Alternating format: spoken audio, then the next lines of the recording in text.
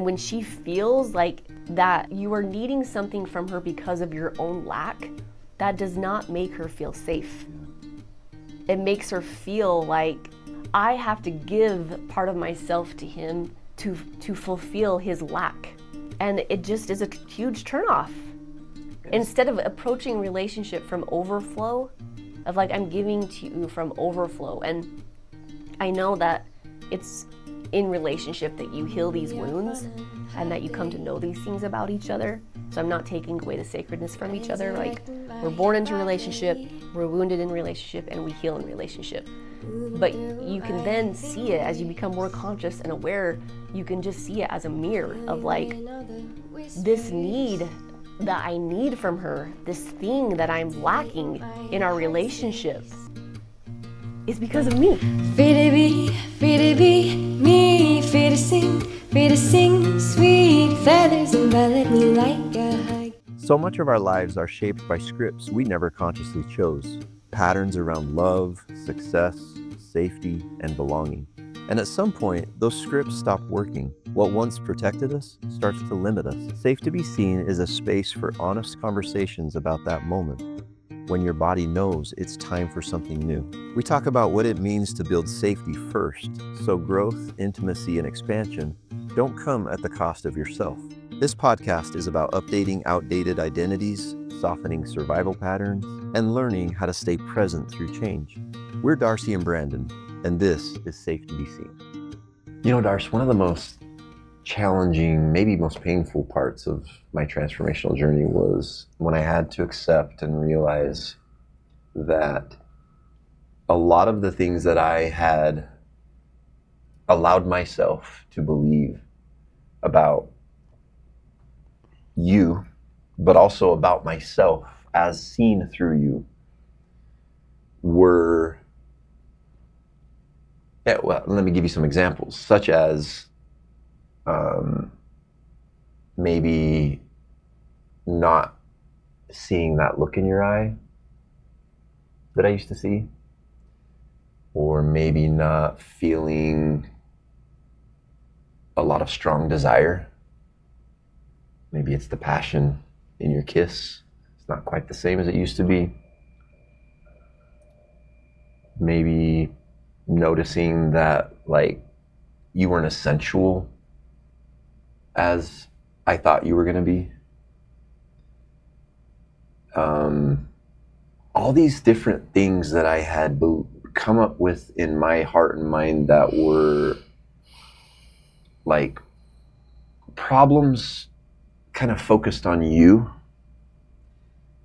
I had to realize that they had been created, or they came about because I was being a little boy in a lot of ways, especially emotionally. In our relationship, had no concept of emotional regulation or the need that you had for emotional connection and safety before you could give me everything else. Mm-hmm. Everything else that I felt was lacking or missing, or like something is wrong with her. Like, I'm a pretty decent looking guy. I make good money. Like, I'm a pretty good guy. And she just, like, she doesn't want anything to do with me. Not that bad, you know? No, but like, you made me sound like I was completely, well, again, you know, we've talked about in so many of our episodes, Darce, and in the telling of our story, that when we tell our story, what we don't want is for people to think that we had like a miserable marriage, because we didn't. Mm-hmm. You were definitely disconnected. Yeah. It's just, here's the point I want to make in this. It's the contrast. I always tell people, like, when you feel the way we feel now, the connection that we have now, the aliveness, the truth, the embodiment, the energy, it's just that contrast between that and how it used to be. It's not how it used to be that it was like, I don't know. I guess it's all relative, because like what we know now, this is my point, what we now know and what we now have and what we now get to experience with each other is so much grander and expansive and deep that it shines a big old light on how disconnected we were. Mm-hmm. So it's not, I always want to make sure, like, it's not that our marriage was bad or like that we definitely had a lot of toxic patterns, Mm-hmm. but it's more just that contrast to how good it is now. Right. Right? Yeah. And a lot of that the truth is, a lot of that came from me accepting that you were mothering me Mm-hmm. in a lot of ways. Mm-hmm.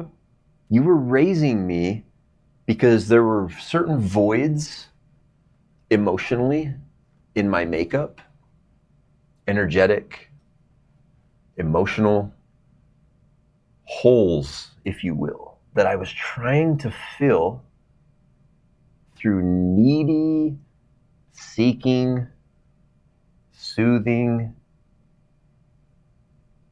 being validated, and you don't it's like your little boy. Let's just keep this very personal. My little boy, I had no idea was still very much alive. In fact, oftentimes screaming to be seen and to be met and to be felt and to be loved. And it's just, that little boy was so in the driver's seat of my life. And I didn't realize it because you look in the mirror every morning and maybe multiple times throughout the day, and you see this physically, this grown man,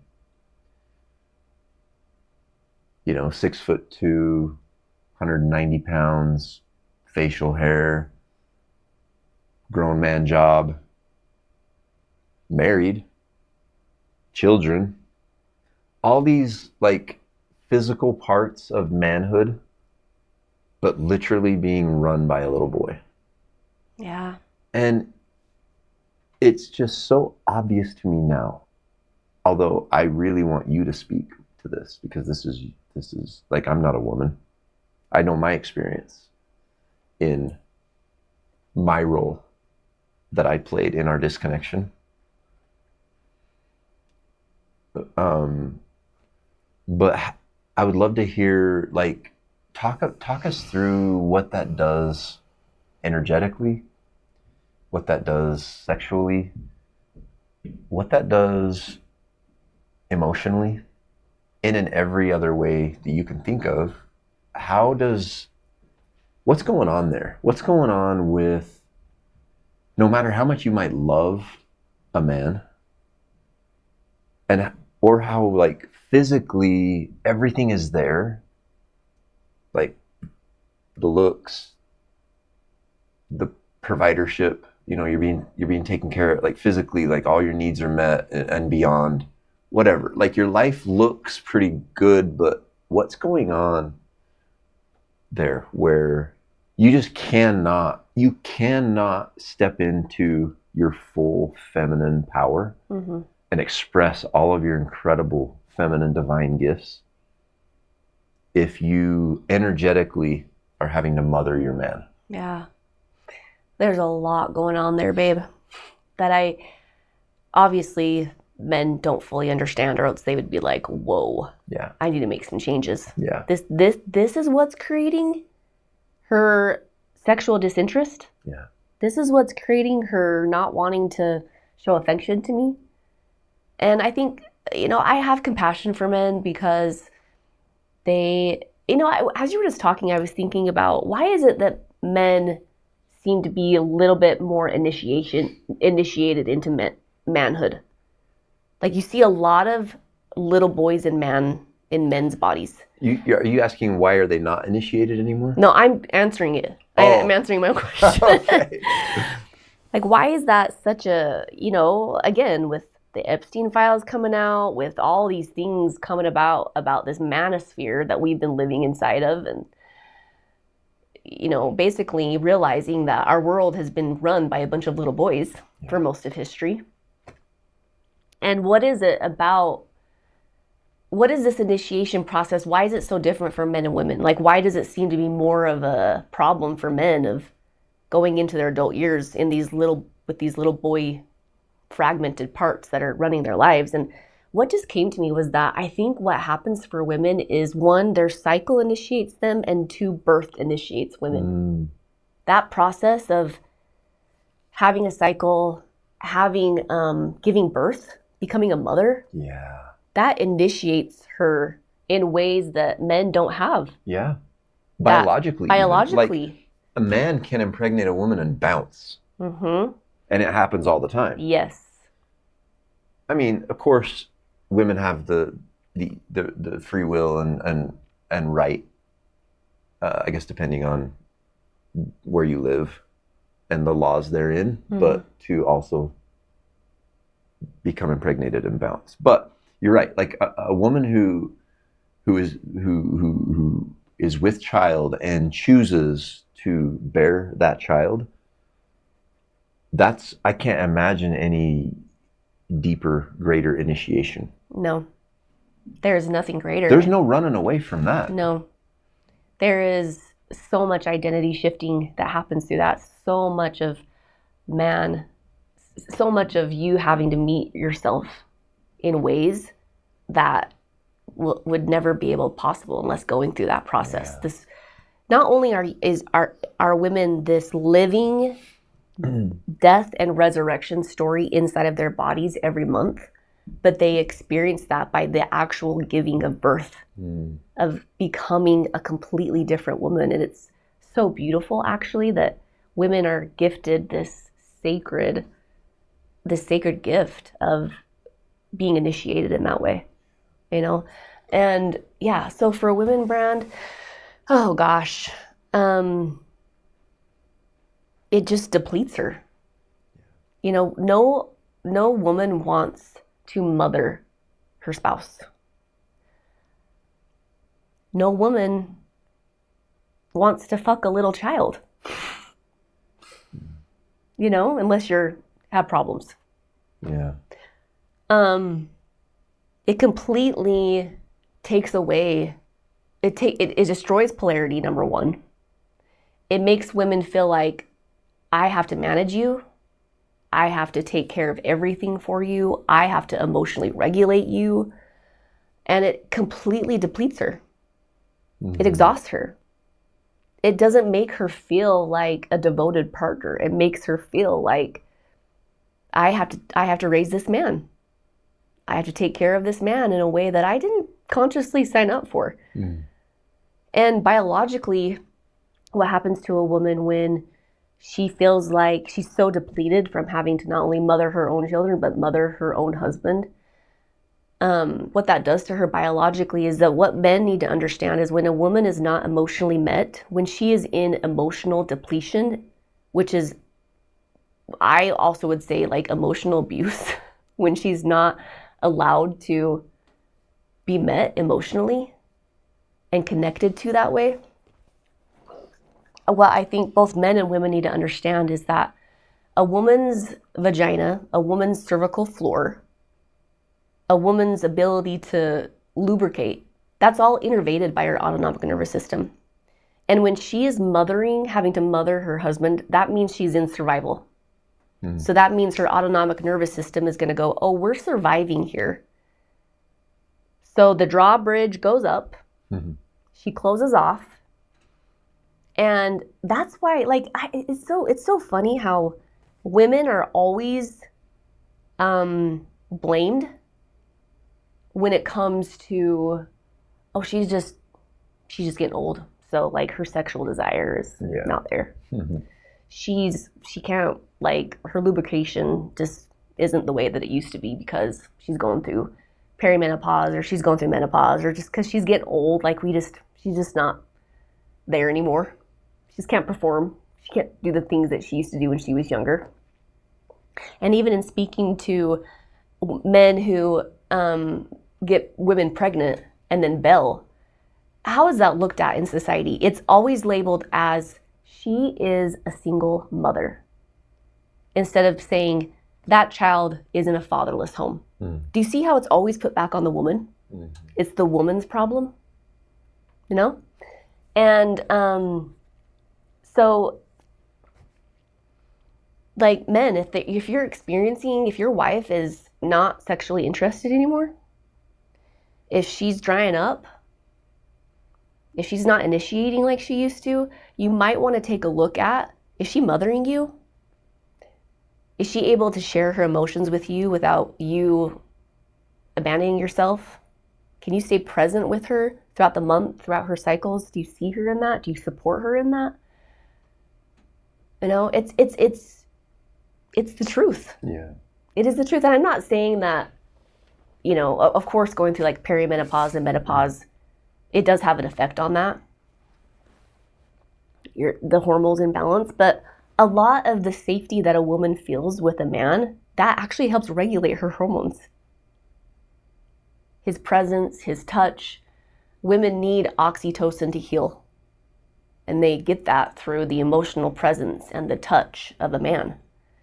And that just, when a woman feels like she has to constantly tell her man where everything is in the home 5,000 times after a day of being with kids all day and doing all the things that a woman has to do. And then her man comes home and she feels like she has to babysit him too. Can I add real quick? Especially men, if you haven't even looked yet. Yeah. Let me just, from personal experience, at least pretend to make a, like, sweep around the house. And then if you can't find it, then ask her. But don't just, like, I had still working on it, honestly. The worst habit of just, I can't find something, or I don't know where something is. I just immediately ask you instead of, like, actually looking for it. Or better yet, having such sacred stewardship over my little band of people, my house and my home and my yard, that I know where, pretty much everything is. I might need some help here and there, but, like, yeah, it's like this, it's this, like, unconscious, just, I go to work 8 hours a day, but other than that, like, I need you to hold it all together. Right? Yeah, and it's like, I pay for soccer and dance and basketball and vacations and food and put a roof over your head, put clothes on you. But yeah, beyond that, like, your mom's got it. Yeah. So it does a lot of unseen damage that unfortunately still gets blamed on the woman because of that. Yeah. And I know there's a lot of nuance in that. There's a lot of things in play in that. I'm not blaming everything on men, but in this specific conversation of men being little boys, that's what happens to a woman. Yeah. And like, I remember, babe, thinking, like, I mean, you brought it up. Let's just elaborate a little bit and be vulnerable. Like, I remember if there were issues, like, in our intimacy, I would be like, what is wrong with her? Like, why can't she's like, she can't get wet or, like, whatever. And I would just think, and it's like, it's so obvious to me now. How could you possibly be raring to go when you don't feel any, like, you feel not only no emotional connection, but you feel like you have to emotionally manage me. Yeah, the desire just kind of dissipates. Yeah. It really, like, it doesn't matter what you look like or what you provide or what, you know, this is what, it's like. Yeah, and this is what I want men to understand, is that because a woman's biology in that way is innervated by her autonomic nervous system, this is not something that she can willpower her way through. It's not a choice. It's not a choice. It can't be overridden with love. Because I loved you so much. Yeah. But, like, that polarity between us was not there for a long time because of that. Because And unconsciously, I didn't even know that I was like managing you in that way. I was mothering you. I was unconscious to it too, in some ways. I remember sometimes joking like, yeah, I'm raising 6 kids. Yeah. And I hear a lot of women say that about their husbands. Like they include him as a number in their children. And it's funny, but it's also really sad. It's like joke, not joke. Yeah. Not joking, actually. Because it's doing a lot of damage inside the relationship. To be fair, let's clarify. You just said, in reference to my being a little boy all those years, that was the reason that our polarity wasn't there. Actually, I know you know, but just to clarify for our listeners, if you know much about our story is got a lot of moving parts to it. It has a lot of deaths and rebirths of various versions of us, and that was, I would say, maybe that was one of the reasons. Oh yeah, sorry, I don't want to. No, I'm just clarifying for the listeners. No, that wasn't all you. I'm not worried about. I had sexual trauma. Yeah. As a kid, we had a lot of stuff going on. I had sexual trauma and I had religious trauma. Yeah. That absolutely disconnected me from my body. And I did too. I had religious trauma and sexual shame, and I was completely clueless emotionally. So there was a lot of things at play there, but we're just speaking specifically about in this dynamic. Yeah. What happens to a woman's body when she has to take on that role. It's really fascinating. Like you said just now, it's not this process of the woman like going through these steps of like, okay, like making choices and decisions, walking through this thing. It's like, think about it like the way other organs in your body are. Like, do you consciously make your lungs and your liver and your heart function? No, you don't. They're all run on your autonomic nervous system. And similarly, a woman's sexual organs and a woman's heart, in its opening and in its expression of pure love, and in her safety and in her all of her gifts, they are like they're controlled by her nervous system. That cannot be overridden. So it's like, yeah, that's why I say safety. Safety is the number one thing for women. And I'm not talking about physical safety, that's a part of it. But it's emotional safety, it's presence, it's containment, it's all the things that a healthy masculine leader provides in his home. And I think like masculinity has been so distorted, obviously, living under a hierarchy of patriarchy systemically and in a lot of spiritual spaces, that to men's defense, who have they had to look to for healthy masculinity? And we're like, was a space for a while where it's like, men, like, step up, get your shit together. But it was, who did men have to look to in order to, what is healthy masculinity? And thankfully, thank God, there are more men stepping up, such as yourself, in online and in spaces of being able to show their own transformation journey of embodying healthy masculinity. It's so, so needed right now. And it's becoming so obvious now to people who are aware and conscious of what healthy masculinity is and what healthy masculinity is not. And for so long, healthy masculinity has been, I'm taking my boys out to the garage and we're gonna work on our motorcycle and our cars together, and we're gonna hit the gym, and I'm gonna show them how to be tough, and I'm gonna show them how to be strong, and we're gonna go hunting together. And I'm not taking away from the significance of that. That's true male bonding. I understand that. But in all of that, where have boys by their fathers been shown, this is how you meet a woman? This is how you actually take care of a woman. This is how I'm going to show you how I regulate myself how I process my own emotions, how I am with my own emotions. This is, bud, this is like your wife's cycle that she will experience is one of the most sacred and divine things about her. It's actually, her blood is the means by whereby we are here ourselves. That is sacred, buddy. And I'm going to teach you what that's all about and how to meet her in that and how to be with her in that. That is healthy, spiritual, divine masculinity. And that is what the world is asking for right now. This is what women are demanding.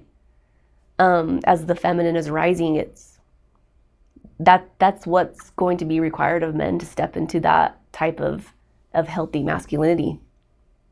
And it's just so much more than big muscles and driving a big truck and making a lot of money. It's so much more than that. Yeah. And I'm not taking away, like, I think healthy masculinity should have healthy bodies and take care of themselves in that way. It says a lot, I think, about a man. And that also helps a woman feel safe when they knows that their man is like taking care of themselves physically. But yeah, so much more than that. Thank you. That's so helpful. And I wondered if I think it'd be really cool if we just maybe talked through some different, like, what does it look like? What does a relationship, so people can be like, oh my gosh, they're talking about me right now. Like that's exactly our dynamic. Mm-hmm. Like to just increase some awareness around, maybe so a listener might be able to identify, like that's what we're talking about is a wide array of possibilities. Mm-hmm. All of them, though, resulting in disconnection, in lack of fulfillment, in subpar, I guess it's just good enough sex. And ultimately in your happiness and your peace and your aliveness. Mm-hmm. It's very, very important. Mm-hmm. I think that men in particular pick up on and increase awareness around clues, signs that they are a little boy in relationship. That physically, yes, they are a man, but emotionally, spiritually, or otherwise, they are stuck.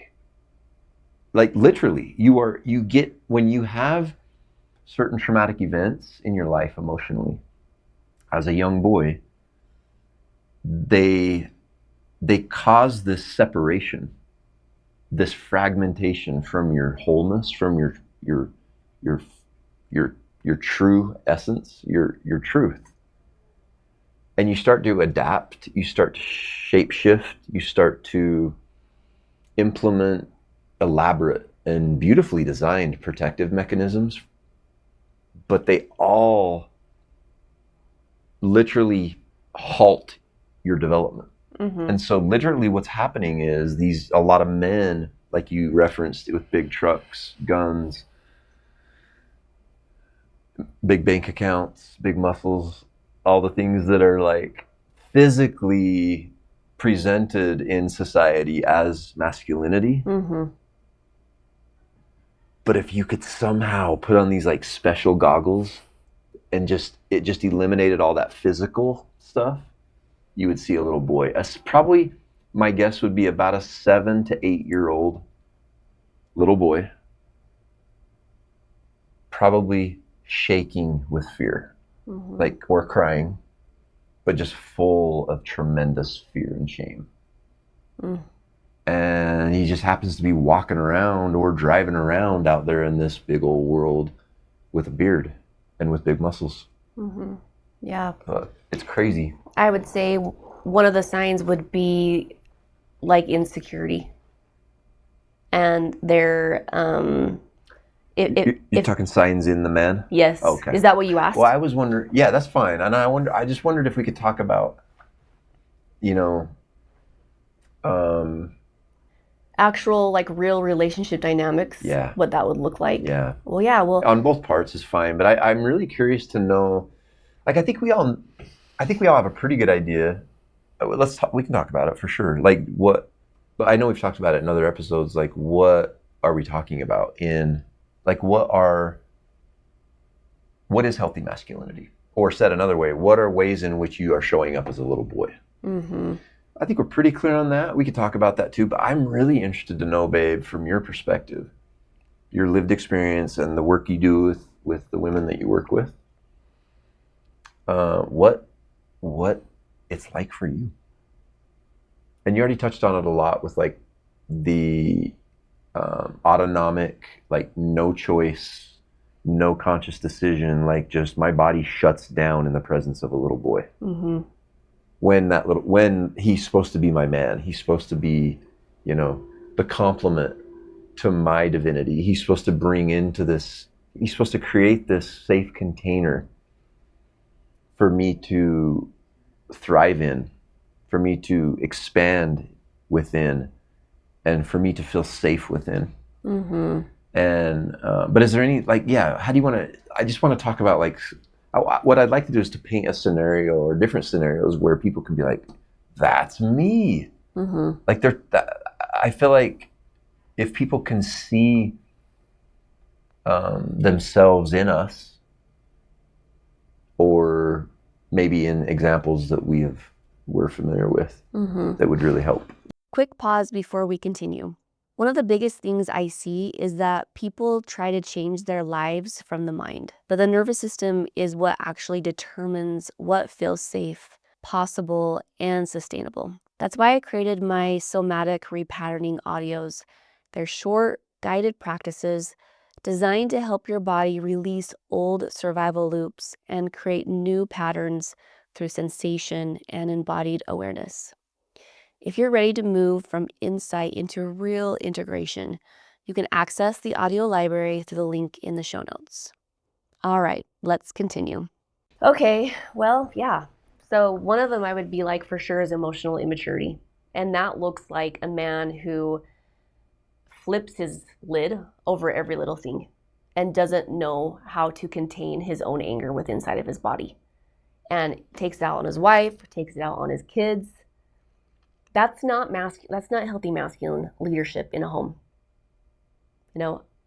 So if every little thing that your wife or your child does just throws you over your edge, you have no capacity within inside of yourself. You have so much survival energy built up inside of you that every little thing pisses you off, and you usually project that onto your wife and your kids. Mm-hmm. So what that does for a woman, Brand, is that when she sees that, that's threat to a woman.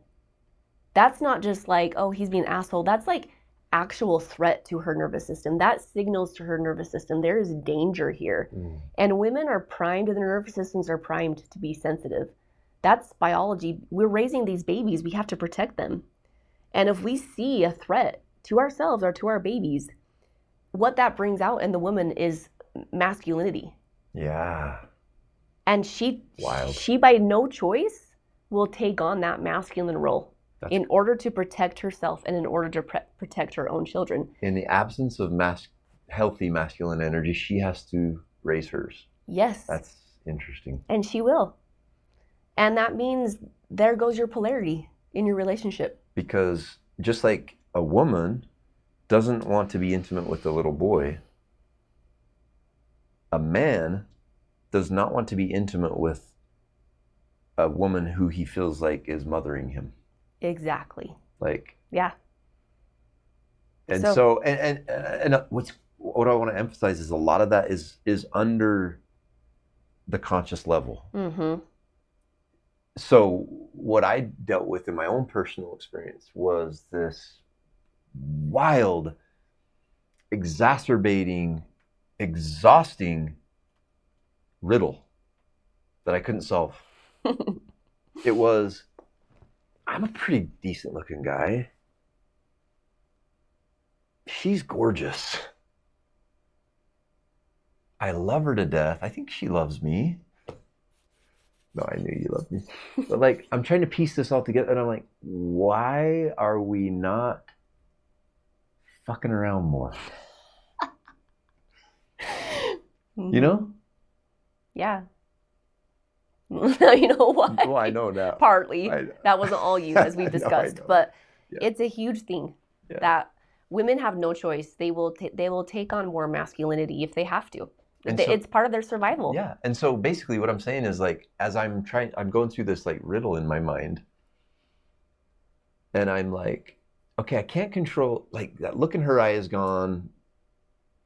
It's in the kiss. Like I can feel it. I've been told by the world that it's just a normal part of like aging and growing together. And like the longer you're married, like this just happens, you know, all this bullshit. But I'm like, it's deep under the conscious level, because it doesn't make sense to me why I also am not feeling the polarity and the attraction and the drive and the desire. It's just because it's like there's a big old wall between it of that current, that literal like flow of energy that is only made possible by polarizing opposite poles. Yeah, it's like a battery. Yeah, it's just you like have a to battery. have both ends of the battery in order to give it the full charge. It's just like in the battery. order for it to create power. Yeah. It's no different in relationship. And so this is why protecting your polarity in your relationship should be top priority. And we'll do a whole nother podcast episode on that because that's so important. But that is part of it. Like a woman has no choice but to take on more masculine energies when her man is not. And then the man is like subconsciously, not knowing why or anything, but he's like, there's like not as much. He's like, I mean, she's beautiful, like she always has been, but there's like, I don't have that like pull toward her anymore. Yeah. Where did it go? Yeah. Another example would be, and this is just through personal experience with working with people and couples, and is that men will be like, I've had men ask me this before and tell me like, I don't understand why she's not more driven sexually. Like why, it's just like what you said, like why doesn't she want me? Why doesn't she pay more attention to what I'm saying and want to fulfill my desires? And why doesn't she want to show up in this way for me? Like I want this so bad from her. And I tell her I need these things from her. I'm just with so much compassion and grace and understanding, like these wounded little boys that are trying to get what they want out of their woman coming from a little boy. And when she feels like that you are needing something from her because of your own lack, that does not make her feel safe. Yeah. It makes her feel like I have to, and this is like you said, it's so much of it is unconscious, but it makes her feel like I have to give part of myself to him to fulfill his lack. And it just is a huge turnoff. Instead of approaching relationship from overflow, of like, I'm giving to you from overflow. And I know that it's in relationship that you heal these wounds and that you come to know these things about each other. So I'm not taking away the sacredness from each other. Like we're born into relationship, we're wounded in relationship, and we heal in relationship. But you can then see it as you become more conscious and aware. You can just see it as a mirror of like this need that I need from her, this thing that I'm lacking in our relationship is because of me. Yeah. You're seeking in her what you have not learned how to give yourself. You just don't know how. And usually, there's a lot that goes into all of this, of course, but usually a man stuck in perpetual boyhood, being mothered by his romantic partner, his woman, has a very deep and unhealed mother wound himself. And so he's seeking unconsciously in his woman, his romantic partner, what he did not get from his mother. And so much of the deep inner work that happens with men, in order to get them to a place in their relationship where they are able to bring to the table what is required for this this polarity, this incredibly strong connection and intimacy, is he has to heal his little boy inside. Yeah. He has to, and a big part of that is the distorted beliefs and views he has created about himself through the feminine. So it's wild that it's not actually healing his relationship to his mother. If you want to, if you feel called to do so, that's great. It's beautiful, but you don't need to. What a man has to do is he has to heal the parts of himself that were wounded through the feminine. And so otherwise he just stays stuck in that, like I said, that literal, that paused or like halted, stifled development. It can't progress and continue until those parts of him have been healed. Yeah. Yeah. So it's not simply a man like gaining the awareness. That's really important. That's the first step of like having the awareness of the ways in which you are showing up like a little boy. But don't end there. You can't. It doesn't, not enough. You have to actually heal the parts of you underneath all of that is like the source of that energy. And I'm just saying, I wanted to make the point that a lot of times that wound is rooted in the feminine. Yeah. For us men. Yeah. Another dynamic in relationship where you're in a relationship with a little boy who still has little boy wounds is how much he controls you.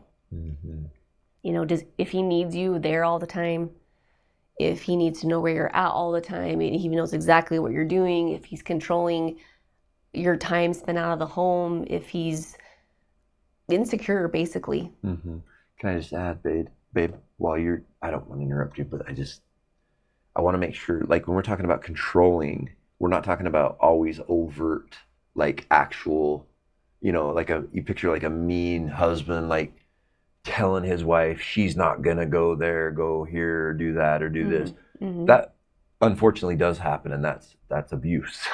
That's terrible. Yeah. But what I just want to make the point that sometimes, and I think oftentimes, a man who is showing up in a relationship as a boy, what control looks like is passive aggressiveness, is manipulation tactics, or like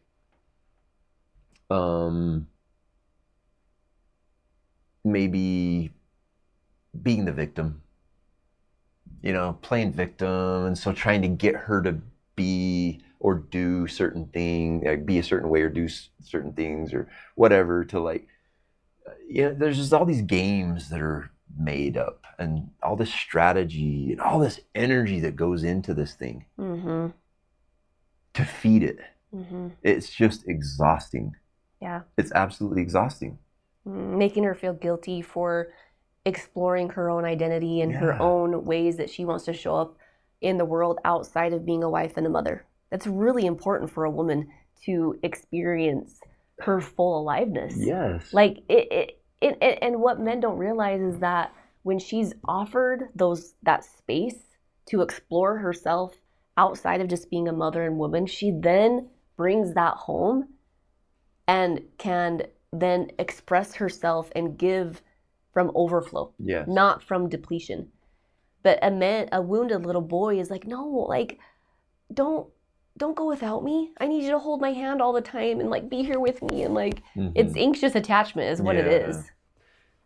I mean, babe, it's wild, but like the energy that a man puts into like the hypervigilance, the overanalyzing, the like everything that goes into this dynamic of like this terrified, scared little boy within this man, of like just needing soothing and comfort and validation and the poor woman in his life being the recipient of all of that. Mm-hmm. Like it's no wonder that it completely destroys the polarity in that relationship. Yeah. Yeah. So for women, what I would have to offer to women who may be in this dynamic in relationship, who loves their husband, like sees his goodness and, knows his heart and wants to bring more aliveness to their relationship and wants to stop abandoning herself and managing her husband, is stop managing him. Yeah. Let him make decisions and fail. Mm-hmm. Let him plan a date without you telling him what to do. Let him make plans. He's going to fail sometimes. It's okay. Let him. Show that you support him. You're emotionally available to him, but you're not going to make decisions for him. Communicate your needs. Set your boundaries. And he will rise. He'll actually, like, the more a woman softens into that, of like just trusting that I'm going to trust you to make these decisions. I'm going to trust you to be in this leadership role in our home. Like a man actually becomes more of himself in that process. He has to go, if he has these mother wounds inside of him, he has to go through the process of failing without a woman there to rescue him. Mm-hmm. And the more embodied you are, the more sovereign you are as a woman, the easier it would be for allow that space for your husband to grow in that dynamic. And that's where that beautiful dance again comes into play between the masculine and feminine. Yeah. And you're gonna have to step back. You're gonna have to loosen your grip of control. And I know for you women out there who like to control everything, control the money, control the home, control the vacations, want to make sure everything's right, it's going to be hard for you. It's a pattern you're going to have to reorganize within the side of yourself too. It's going to be hard for you. I understand why you're there. But you're going to have to loosen your grip on that control and let him start taking on more leadership. And let him rise to the man that we all know he can be. That's hard. Yeah. It's hard for a woman because we just want to be like, come on, man. Like, we don't want to do all this. Yeah. But. Can you think of any other examples of what, like, relationship dynamics that you are aware of or that we experience that are just, like, telltale signs or hallmark signs of, like, a man stuck in perpetual boyhood? Yeah, I think men unmotivated and men not connected to their purpose. Like, I think men need these internal codes within inside of themselves that takes precedence over their woman. Like these internal codes, or call it purpose, of like, I'm so devoted to that within inside of myself that nothing is going to stop me from being connected to that. Mm-hmm. And it's actually that is very attractive to a woman. Mm-hmm. That he has that drive, he has those codes within himself that he maintains and that he honors, and that regardless of her, like he's driven in that way, no matter what. If I have a woman by my side or not, like I have that internal drive for expansion and growth. And I think sometimes in a relationship, either men getting lazy or just complacent, not wanting to maybe expand in any ways, like financially or with like connecting with their woman, or like growth in all areas, that's very attractive to a woman. Yeah. A man who is committed to like growth in all areas. And I'm not saying that money is the most important thing, but a man who is like lazy and not wanting to grow and expand in that way, it's not very attractive, because we want to feel like we're taken care of in all ways. If that's kind of like the agreements that you have with each other when you're in a relationship, And I think too, like when one woman is like really driven in that way, driven to like succeed, like with money or with building something bigger, and their man is not, that again is like creates that, there's not that charge there, really. Kind of, do you know what I'm saying? Yeah, I totally. I get it. And so I think men, like biologically, are always driven to want to like expand, and to evolve, and to grow, to build, and to build. Yes, that's the word I was looking for, to build.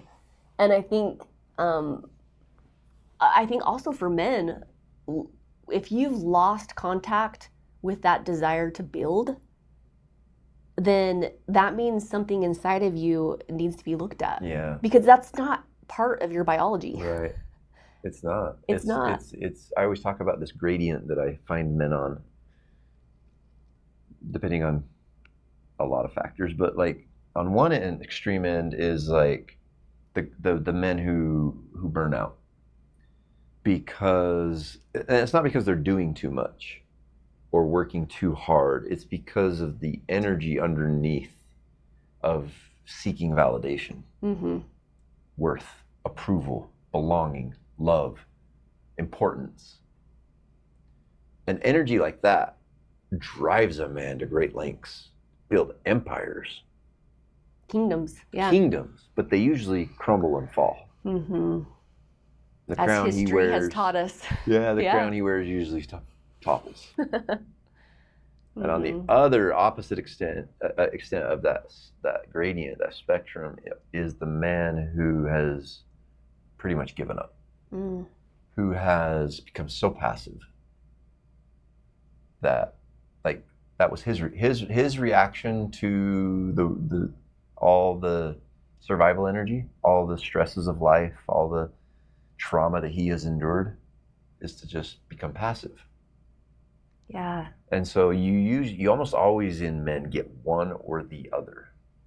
There's a very, very thinly sliced piece of this pie of men who have found, who by going to war with themselves and not just letting that war perpetuate and continue, but to actually face themselves head on, and meet themselves and feel what they need to feel and go through this healing journey.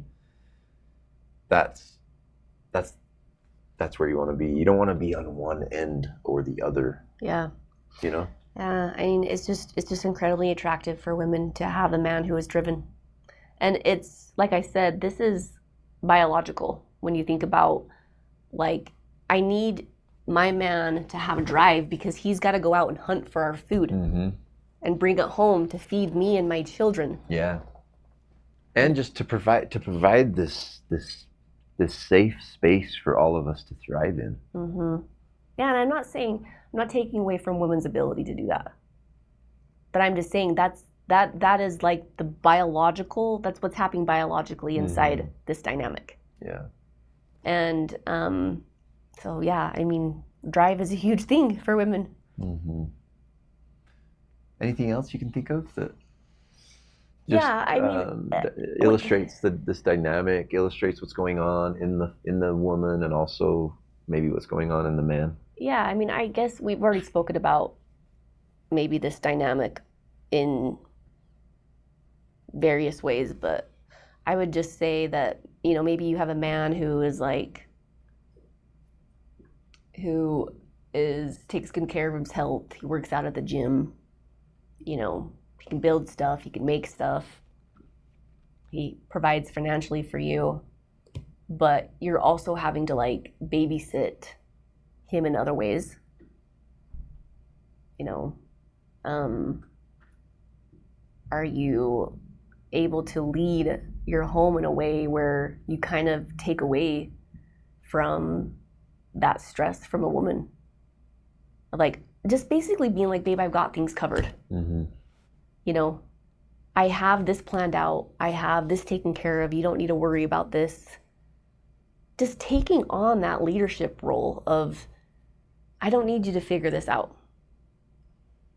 And it doesn't mean that men and women can't come together and talk about things and discuss things with each other and come up with a plan together and utilize both of their brains to come up with solutions.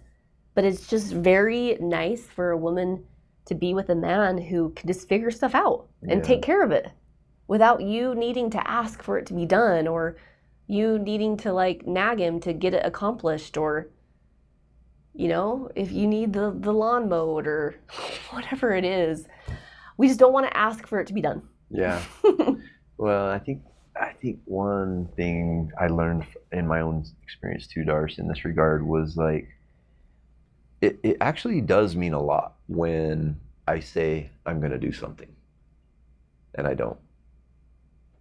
When you talking about like yard work or like little chores here and there made me think of this, that like I know that throughout our time together there have been many times where I think I'm a hard worker.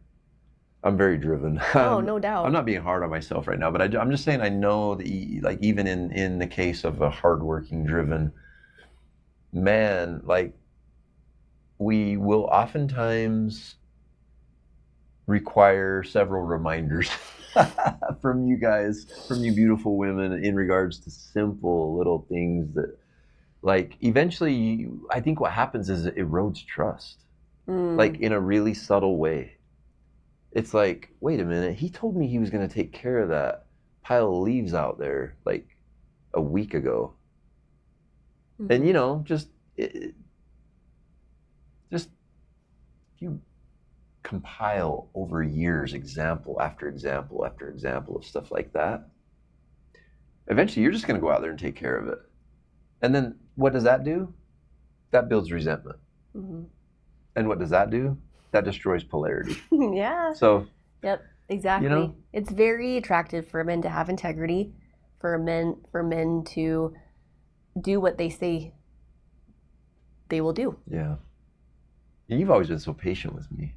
But I know, like, even recently, there was something in your office you asked me to put together. Was it that light? And, like, I just kept forgetting. I just forgot. I was busy, whatever, like, excuses, right? But, like, I was like, oh, crap. Like, I told her, like, 2 months ago I'd put that light together for her. And you never nagged me about it or anything. But, like, those are the things, man, that, like, it just, those little things, like your word, you know, it's one of the 4 agreements. Be impeccable with your word. Because if you say you're going to do something and you don't do it, even if you just honestly forgot, like, you know, repetitively and over time and over time and over years, that's going to destroy polarity. It will. Because you're acting like a little boy. Facts. Like, how many times, in fact, not to embarrass, but Speaking of one of our children who has remind to take out the garbage. Because today's garbage day. Dang it. And I woke up, you know, the guy, he's the best guy in the whole world. He's such the most amazing guy. But he forgets to take the garbage out every once. So me as his mother will be like, bud, you forgot to take the garbage out again. Come on, honey. And that's expected as I am mothering him and as I'm raising him. But this is where it's a point where men, like, we don't want to have to do that continually over and over and over again in relationship. Yeah. We want you to take charge of that. Well, it's just so important to understand. What I had to learn was that it did not matter what kind of shape I was in, how good of a kisser I was, how good looking I might have been, or whatever, how much money I made. When I was planning throughout the day for that brief moment before our eyes close and we fall asleep and drift off into dream, where I might have a chance of having some sex. What I didn't know was that the level to which you would want that sex was had nothing to do with any of that or anything going on in the bedroom, like techniques or what, all that crazy shit that men believe. It was built in all of those moments we just talked about. Exactly. In how needy you are, in how emotionally intelligent you are, in the integrity of your word and how you do what you say you're going to do, in all the things that define healthy masculinity. Then you just walk into your bedroom and you find that she can't keep her hands off you. True story. Can we talk about a little bit about parenting here? Because a huge part of masculine leadership, if you have children, is that in raising your children together, and what healthy masculinity looks like in raising your children together. And children need to, in their home, in order for them to grow up with secure attachments and feeling safe inside their bodies, they need the masculine to hold that structure. This is where, like, yes, men are like, they hold that boundary with their children, and it's not through like abuse. It's not through physical, like, I'm going to spank your obedience out of you, or like, any kind of force or control. Women don't want that. That makes women step up and be like, don't fuck with my kids like that. Like, no. And that's when she takes on more masculine. Children need that structure of, like, the masculine kind of holds the containment of the home and boundaries, and like this, it's not strictness, but it's just like, that dad has this certain integrity and balance within himself of, like, I'm holding this boundary with inside of our home, and it's like, you can feel it. You can feel this presence of the man in the home, of like, these are the boundaries and these are the rules in our home that I will maintain with inside of our home. And when it's held in a way that's healthy and loving, like, then the feminine can come in and provide for her child a little bit more creativity when it comes to when they're throwing a temper tantrum. It's so often with men and women, it's like you see these little toddlers acting out, and sometimes, usually, all the dad has to be like is say, stop that right now. And the little kid knows, like, yeah, dad means business, Yeah. And that doesn't have to come about through abuse or yelling. But what that creates is for the woman then to kind of like provide more nurturance and like love and like, okay, I'm gonna hold you through this, buddy. It's okay. Yeah. Like, it's brought out in so many beautiful ways, other than just like with each other, that provides. Healthy masculinity provides so much safe containment with inside of a home for their children to then be able to flow and to feel alive and to feel safe inside of. Like, children need that boundaried presence of like, you will not talk to your mother that way, but set it with love, but with sternness of like, dad means business, but it's coming from a place of love, of like, hey, like you were just telling me this morning with experience with Asher, like if Asher gets emotional, and sorry, Asher, if you're hearing this and you don't want people to know that you've been emotional before, but it's okay, bud. I'm just gonna hold, like, you can cry. Yeah. It's okay. Like, I'm containing you in this. Yeah, old Brandon with our children who are now older, when they were little, would have, had the, just what we're kind of taught in society, us men, like, don't cry, stop acting like a girl, big boys, tough boys, don't cry, all that kind of stuff. And just like now as a father, taking anyone, but like especially my son, if he needs to cry, like, come here, buddy, I'll cry with you.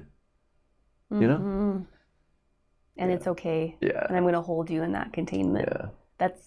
There's just so many beautiful, beautiful, beautiful sacred things that healthy masculinity provides for the health and dynamic and the full structure of the home. It's such a beautiful thing that he can provide for his children and for his wife. That is just so needed so desperately right now in this world. And I thank you so much, honey, for the work that you've done to be able to create that environment in our home. It's felt and it has changed so many things inside of our home. And it takes a man with a lot of, you think about, oh, that man has so much courage. That man is fearless. That man, by when like specifically if you're like watching sports and football, I'm just gonna use football as an example of like these big men out there tackling each other to the ground, and we'll say, oh, that man's strong. That takes a lot of courage to do that. And I'm like, no, you know what real courage in a man looks like? It's healing his mother wounds. It's facing his own shadow. It's dying inside of himself. To who he thought he was. Yeah. And it's then emerging as the man that he knows that he can be in this very profound and sacred, beautiful way. That's what courage is. That's what fearlessness is. That's what healthy masculinity is. And so I really honor you in that. And it's created this this freedom within inside of me that I really don't have a whole lot of words for. Other than that, it's just made me feel so much more free and alive within myself. And I maintain sovereignty in that, I don't need you to be that way in order for me to have that within inside of myself. But in relationship, when you have two nervous systems operating, they are always attuning to each other. So you do have an effect on each other. Yeah. And so individual needs, I'm talking more about the needs of the relationship in order for the relationship to thrive and to expand and to feel alive in. There are needs that need to be taking place there. And the need is I need you to take care of your own nervous system. Yeah. So that we both can thrive and feel alive and feel safe with each other. And it all comes back to embodiment, and it all comes back to nervous system, which is why that's why we're somatic transformation guides, because it's completely transformed how we live. Yeah. It's so important. So I'm proud of you. Thank you. Really proud of you. Thanks. Yeah. And thanks for all your love and patience and your unwanting, but did it anyway, mothering me all those years. And I'm just grateful that you don't need to anymore. And it's, I think, safe to say that a big part of the work that we do is to help other couples, other men and women in relationship, to overcome these obstacles, these barriers to their connection, these wounds that need to be healed so that pure, true love can flow, and deep, fulfilling, incredible intimacy can result. So, yeah. Thank you. Amen. Yeah. I love you. I love you. Free to be me, free to sing, sweet feathers envelop me like